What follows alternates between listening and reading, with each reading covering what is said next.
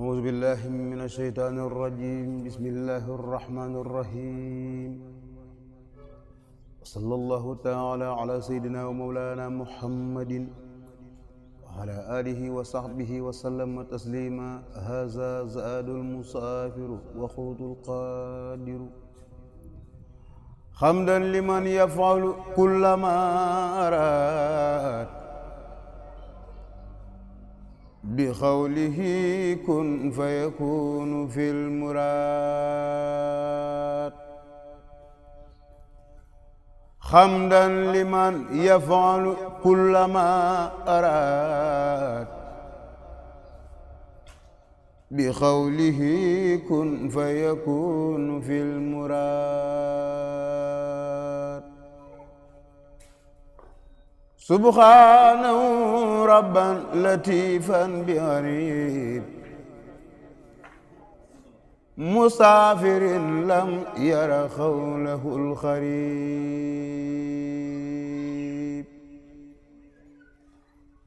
سبحانه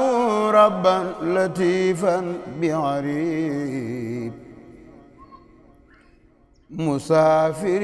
لم ير خوله الخريب من قد هدانا ووقانا وبات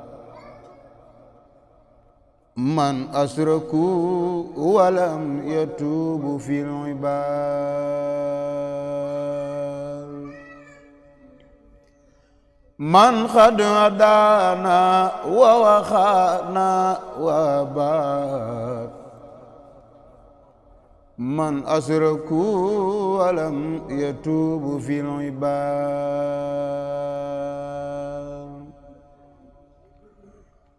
وخسر برمضان الخبام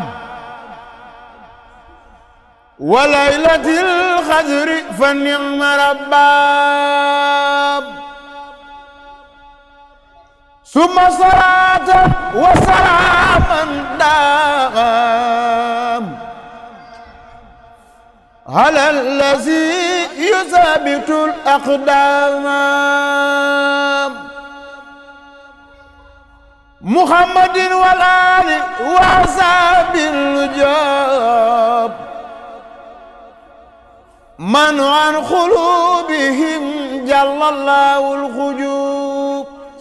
هذا وإني اليوم سوء زاري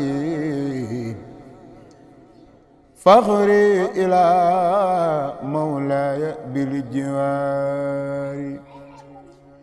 يا ربنا إني مسافر عريب وليس لي غيرك هاهنا خريب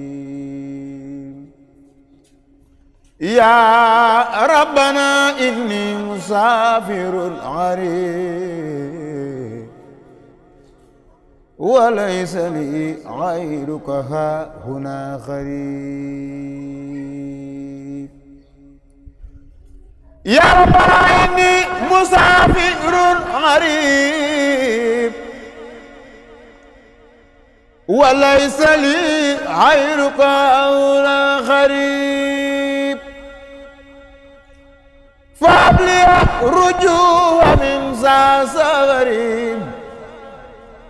إن كان خيرا لي بخير سفري بلا كابة خلاب وبلاب خفي خنين يا كريم وبلاب وكل إنسان تعلق بيا فأصلحا أموره يا ربي بجاه خير المرسلين يا جميل وجاه حزبه ومن لهم يميل بجاه خير المرسلين يا جميل وجاه حزبه ومن لهم يمين bijaayi xayril mursaliina yaa jamiil